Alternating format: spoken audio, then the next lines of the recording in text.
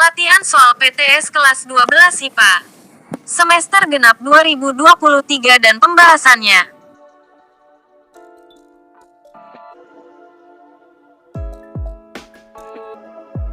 1. Sebuah mesin jahit diberi jaminan bahwa tidak akan rusak sampai 2000 hari dengan standar deviasi 100 hari.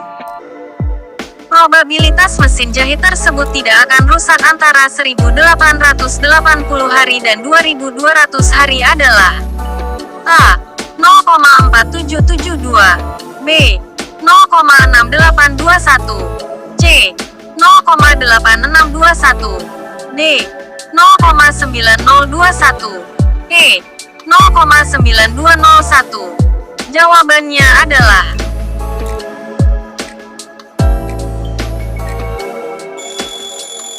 menjawab pertanyaan ini, kita perlu menggunakan konsep distribusi normal dan aturan empiris.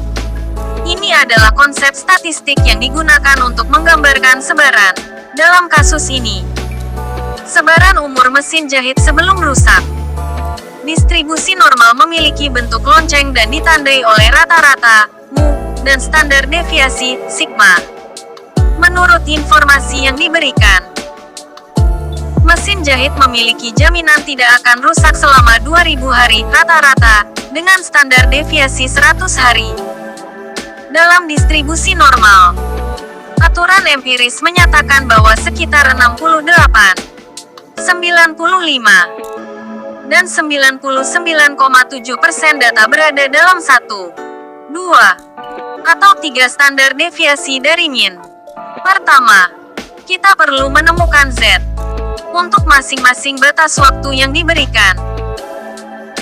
Z1 sama dengan tahun 1880 sampai tahun 2000, 100 sama dengan minus 1.2. Z2 sama dengan 2200, 2000, 100 sama dengan 2. Kemudian, kita akan mencari probabilitas bahwa mesin jahit tidak rusak antara 1880 hari dan 2200 hari. Atau P-1.2 kurang dari Z kurang dari 2. Menggunakan tabel distribusi normal atau kalkulator Z-score, kita bisa mengetahui probabilitas terkait. P, Z kurang dari 2, sama dengan 0.9772. P, Z kurang dari minus 1.2, sama dengan 0.1151. Sekarang kita tinggal mengurangkan probabilitas P, Z kurang dari minus 1.2, dari P, Z kurang dari 2, untuk mendapatkan probabilitas di antara kedua Z-score. P, minus 1.2 kurang dari Z kurang dari 2, sama dengan 0,9772 sampai 0,1151 sama dengan 0.8621. Berdasarkan ini, jawaban yang benar adalah C, 0,8621. Yang berarti probabilitas mesin jahit tersebut tidak akan rusak antara 1880 hari dan 2200 hari adalah 0,8621 atau 86,21%. Jawaban C, 2. Pada pelemparan 2 buah uang logam sebanyak 5 kali, peluang munculnya salah satu sisi adalah gambar sebanyak 2 kali adalah A. 3/16 B. 5/16 C. 1/32 D. 3/32 E. 5/32. Jawabannya adalah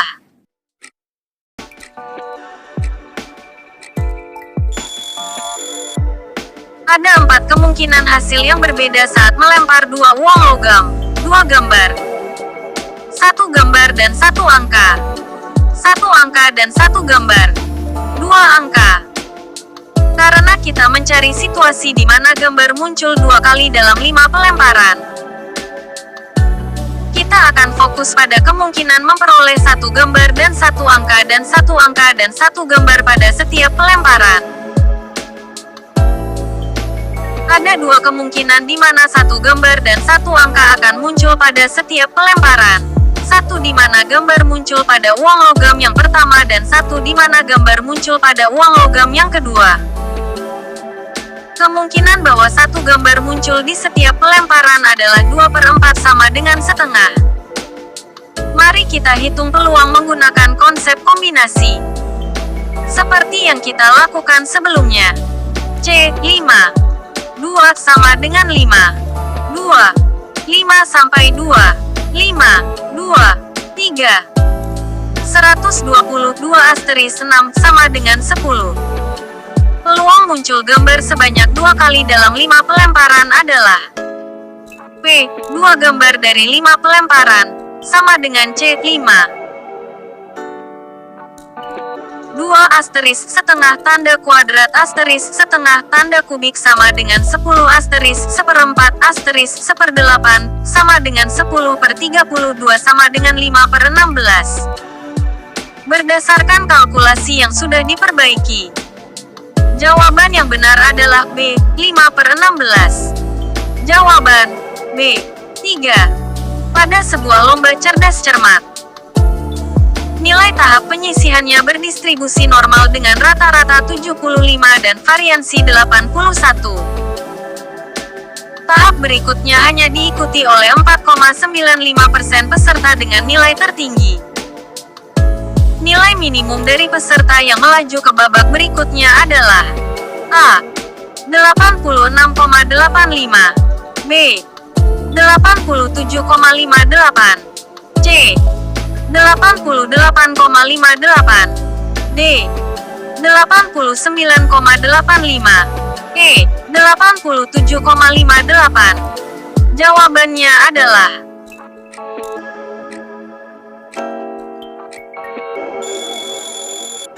untuk menentukan nilai minimum peserta yang melaju ke babak berikutnya, kita perlu menghitung nilai Z-score terkait dengan persentil tinggi yang diinginkan, 95,05%. Karena hanya 4,95% peserta dengan nilai tertinggi yang lolos. Kemudian, kita akan menggunakan rumus perubahan skor Z untuk mengubah Z-score kembali ke nilai aslinya. Rumus perubahan skor Z adalah X sama dengan mu plus Z sigma, di mana X adalah nilai asli, mu adalah rata-rata, min populasi, Z adalah skor Z, sigma adalah simpangan baku populasi akar kuadrat dari variansi. Diketahui rata-rata 75 dan variansi 81. Jadi, mu sama dengan 75. Sigma sama dengan sket 81 sama dengan 9. Langkah 1. Hitung Z-score yang berhubungan dengan persentil 95,05% untuk menemukan Z-score yang sesuai dengan persentil 95,05%. Kita perlu mencari tabel distribusi normal standar, tabel Z, atau menggunakan kalkulator online. Berdasarkan tabel Z atau kalkulator, Z-score 1,645. Langkah 2. Menggunakan rumus perubahan skor Z menggunakan nilai yang kita temukan sejauh ini. Kita sekarang dapat menghitung nilai minimum peserta yang melaju ke babak berikutnya. X sama dengan 75 plus 1,645 tanda kali 9, 75 plus 14,805 89,805. Sebagai jawaban dari pertanyaan, nilai minimum peserta yang melaju ke babak berikutnya adalah sekitar 89,805. Jawaban D. 4.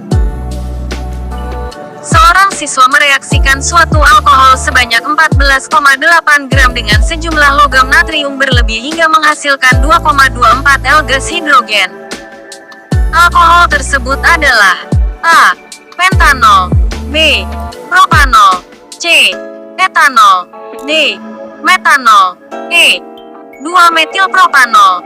Jawabannya adalah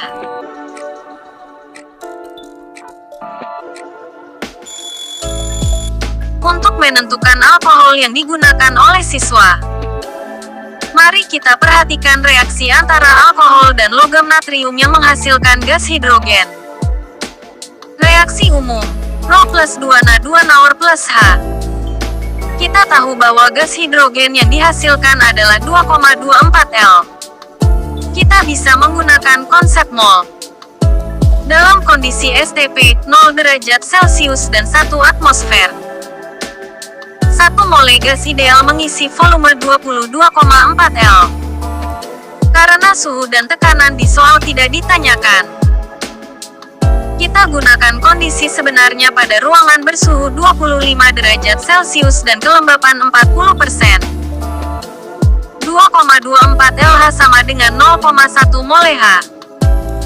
Reaksi menghasilkan 1 mole H untuk setiap 1 mole alkohol. Jadi kita memiliki 0,1 mole alkohol yang digunakan dalam reaksi. Massa alkohol yang digunakan adalah 14,8 gram. Jadi kita bisa menghitung massa molar alkohol. 14,8 gram 0,1 mole sama dengan 148 gram per mole. Sekarang kita lihat massa molar dari pilihan alkohol yang ada. A. Pentanol C5H11O sama dengan 5 kali 12 plus 11X. 1 plus 16 plus 1 sama dengan 88 gram per mole B. Propanol C3H7O sama dengan 3 kali 12 plus 7 kali 1 plus 16 plus 1 sama dengan 60 gram per mole C. Etanol C2H5OH sama dengan 2 kali 12 plus 5 kali 1 plus 16 plus 1 sama dengan 46 gram per mole D. Metanol CHO sama dengan 12 plus 3 kali 1 plus 16 plus 1 sama dengan 32 gram per mole E. 2-metilpropanol kurung buka C4H9O sama dengan 4 kali 12 plus 9 kali 1 plus 16 plus 1 sama dengan 74 gram per mole. Pilihan yang mendekati massa molar 148 gram per mole adalah etanol C dengan 46 gram per mole. Karena jumlah yang digunakan adalah 3 mole alkohol, sehingga 46 GRAMPERMOLE kali 3 mole sama dengan 138 gram lebih mendekati 14,8 gram yang diberikan dalam soal. Jadi, alkohol yang digunakan oleh siswa adalah etanol C. Jawaban C. 5. Seorang pengusaha baju ingin menguji apakah penjualan bajunya mencapai 2000 packs untuk setiap kota per bulan. Dia mencoba ikut mendistribusikan ke 36 kota dan mendapatkan bahwa rata-rata baju yang terjual yaitu sebanyak 2020 packs dengan simpangan baku 100 packs. Dengan taraf nyata 0,05. Penjual baju itu ingin mengetahui apakah terdapat cukup bukti untuk menyatakan bahwa penjualan bajunya tidak mencapai 2000 packs untuk setiap kota per bulan. Daerah penerimaan dan nilai uji statistik dari uji hipotesis di atas adalah A. Z kurang dari minus 1,645 dan 1,03. B. Z kurang dari minus 1,645 dan 1,30. C. Z lebih besar dari minus 1,645 dan 1,02. D. Z lebih besar dari minus 1,645 dan 1,20. E.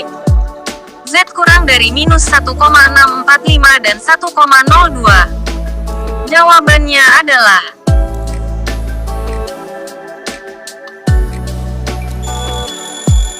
Terima kasih atas pertanyaan Anda. Pertama-tama, kita akan membahas dasar-dasar uji hipotesis sehingga Anda dapat memahami konsep ini dengan lebih baik. Uji hipotesis adalah metode statistik yang digunakan untuk melakukan pengujian pada suatu anggapan atau klaim hipotesis mengenai satu atau lebih populasi. Dalam kasus ini, hipotesis 0H0 adalah bahwasannya rata-rata penjualan baju mencapai 2000 packs per kota per bulan. Hipotesis alternatif H1 adalah bahwasannya rata-rata penjualan baju tidak mencapai 2000 peks per kota per bulan. Kita ingin mengetahui apakah cukup bukti untuk menolak H0 atau tidak. Diketahui data berikut. Rata-rata sampel X sama dengan 2020 peks. Simpangan baku sampel S sama dengan 100 peks. Jumlah kota N sama dengan 36. Taraf nyata alfa sama dengan 0,05. Hipotesis 0. H0 mu sama dengan 2000. Sekarang kita akan menghitung nilai uji statistik dan daerah penerimaan. Menghitung standar error, sesama dengan SN sama dengan 136 sama dengan 100 per 6 sama dengan 16,67. Menghitung nilai uji Z, Z sama dengan X mu, sesama dengan tahun 2020 sampai tahun 2000, 16,67 sama dengan 20, 16,67 sama dengan 1,20. Menentukan daerah penerimaan. Alfa sama dengan 0,05 adalah taraf nyata yang diberikan. Jadi, menggunakan tabel distribusi normal standar, kita temukan batas daerah kritis Z sama dengan Z 0,05 sama dengan minus 1,645. Karena ini adalah uji satu sisi, maka daerah penerimaannya adalah Z lebih besar dari minus 1,645. Maka, daerah penerimaan dan nilai uji statistik dari uji hipotesis di atas adalah Z lebih besar dari minus 1,645 dan 1,20. Jawaban D. 6. Perhatikan dua buah variabel acak berikut. Diketahui U merupakan panjang benang yang digunakan untuk bermain layang-layang dan V merupakan banyaknya siswa kelas 12 IPA yang mengikuti ekstrakurikuler basket.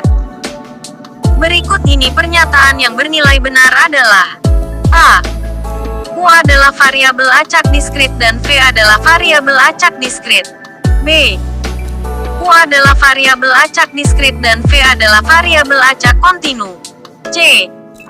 U adalah variabel acak kontinu dan V adalah variabel acak diskrit. D. U adalah variabel acak kontinu dan V adalah variabel kontinu. E. Tidak ada pernyataan yang bernilai benar. Jawabannya adalah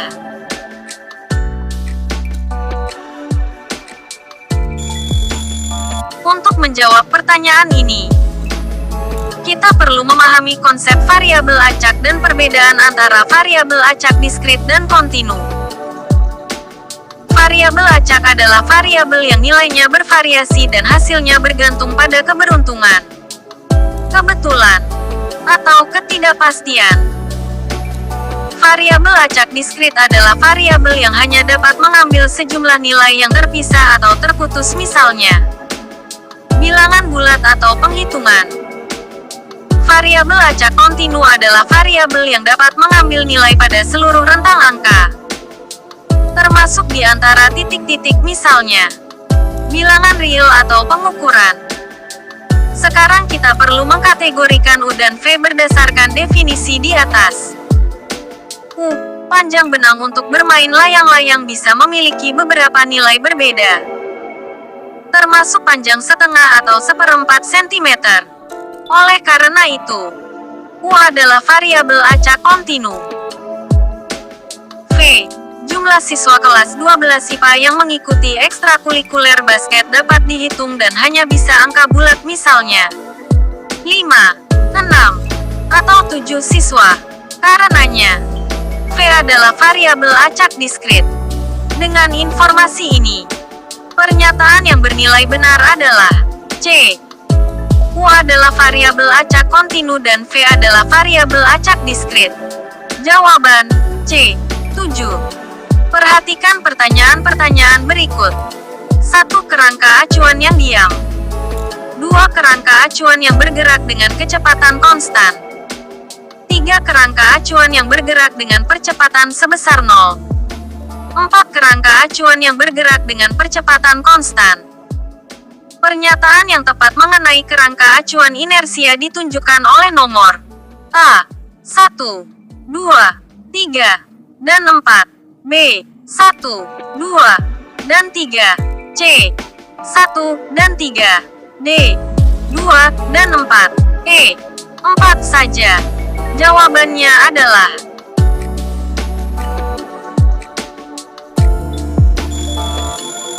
untuk menjawab pertanyaan ini, kita perlu mengerti konsep kerangka acuan inersia. Kerangka acuan inersia adalah kerangka acuan di mana hukum-hukum Newton berlaku. Hukum Newton hanya berlaku pada kerangka acuan yang tidak dipercepat, atau yang bergerak dengan kecepatan konstan. Dalam kerangka acuan ini, benda yang tidak dipengaruhi gaya luar akan tetap diam atau bergerak dengan kecepatan konstan dalam garis lurus. Mari kita periksa pertanyaan-pertanyaan ini satu persatu untuk menentukan apakah mereka menggambarkan kerangka acuan inersia. Kerangka acuan yang diam. Benar. Ini adalah contoh kerangka acuan inersia. Kerangka acuan yang bergerak dengan kecepatan konstan. Benar. Kerangka acuan ini juga bisa dianggap inersia. Kerangka acuan yang bergerak dengan percepatan sebesar 0, jika percepatan adalah 0, maka kecepatan konstan. Jadi ini juga kerangka acuan inersia. Kerangka acuan yang bergerak dengan percepatan konstan, ini bukan kerangka acuan inersia. Karena dalam kerangka acuan tersebut, hukum-hukum Newton tidak berlaku. Jadi, pernyataan yang benar mengenai kerangka acuan inersia ditunjukkan oleh nomor B. 1, 2, dan 3. Jawaban B. 8. Sebuah partikel memiliki massa relativistik sebesar ketika bergerak dengan kecepatan. Jika partikel tersebut bergerak dengan kecepatan, massa relativistik partikel tersebut sebesar A. 0,4 meter, B. 0,5 meter, C. 0,6 meter, D. 0,8 meter, E. 1 meter. Jawabannya adalah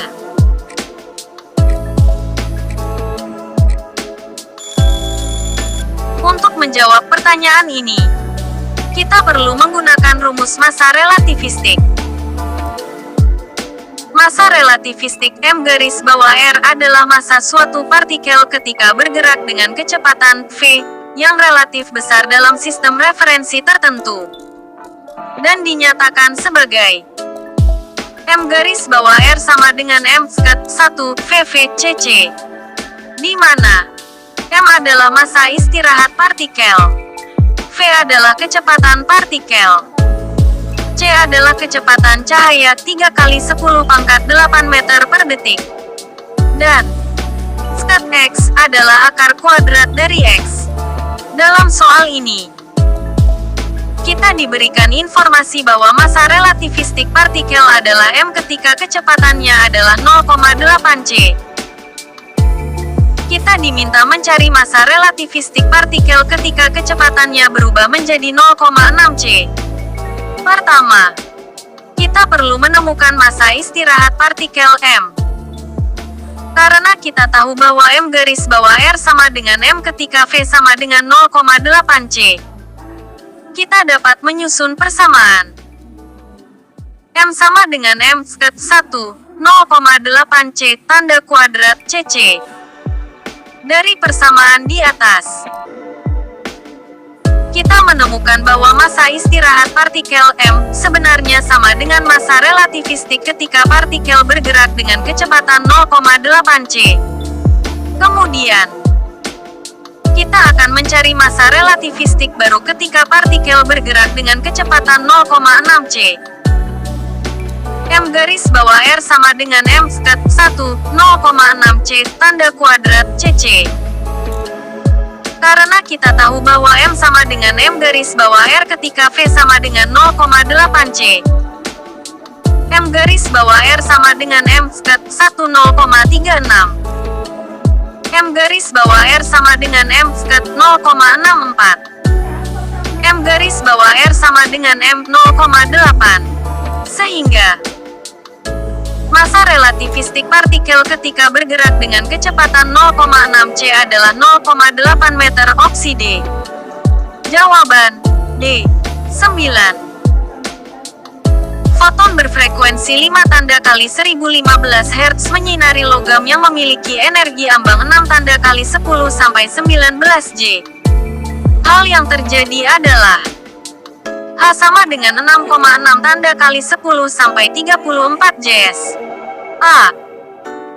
Elektron tidak dapat lepas dari permukaan logam karena energi yang diberikan lebih kecil dari energi ambang logam. B. Elektron tidak dapat lepas dari permukaan logam karena energi yang diberikan lebih besar dari energi ambang logam. C. Elektron tepat akan lepas dari permukaan logam karena energi yang diberikan sama dengan energi ambang logam. D. Elektron lepas dari permukaan logam karena energi yang diberikan lebih kecil dari energi ambang logam. E. Elektron lepas dari permukaan logam karena energi yang diberikan lebih besar dari energi ambang logam. Jawabannya adalah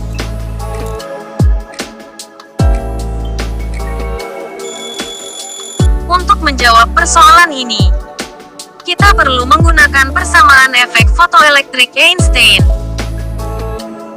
yang menggambarkan hubungan antara energi foton yang diserap oleh elektron dan energi ambang yang dibutuhkan untuk melepaskan elektron dari permukaan logam.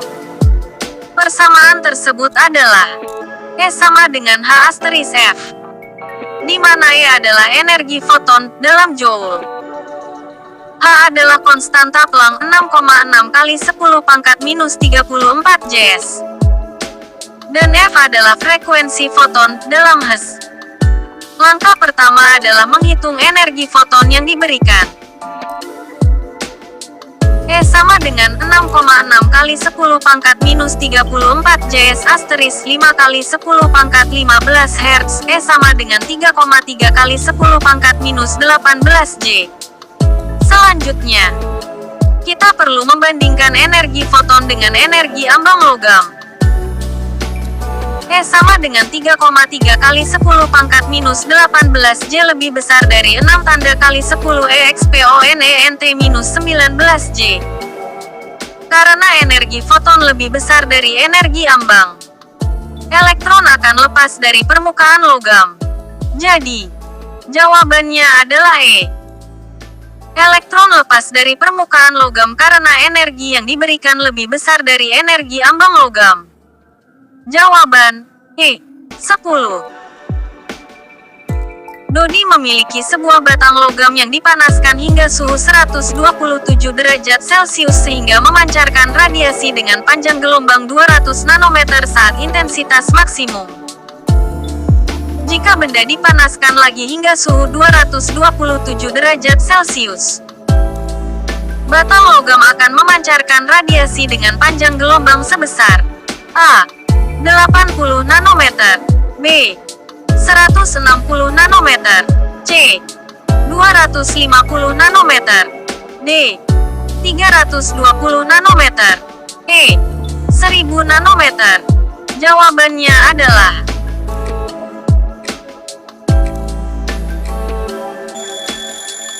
Untuk menjawab persoalan ini, kita perlu menggunakan hukum Wien yang digunakan untuk menghitung panjang gelombang maksimum radiasi yang dipancarkan oleh objek yang dipanaskan. Hukum Wien dinyatakan sebagai berikut. Lambda max asterisk T sama dengan B, di mana lambda max adalah panjang gelombang maksimum dalam 6.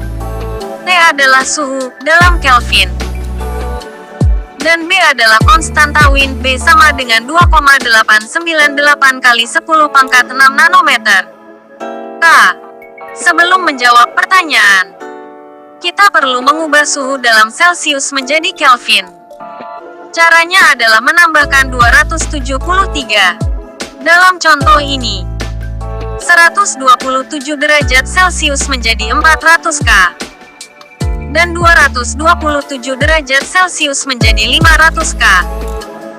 Sekarang kita tahu suhu awal dan panjang gelombang awal objek. kita dapat menghitung konstanta Wien. 200 nanometer asteris 400K sama dengan BB sama dengan 80.000 nanometer. K. Kemudian, kita akan mencari panjang gelombang maksimum saat suhu 227 derajat Celcius 500K. Lambda max asteris 500K sama dengan 80.000 nanometer.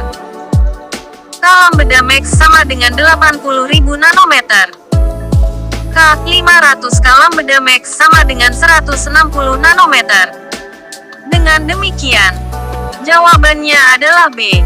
160 nanometer. Jawaban B.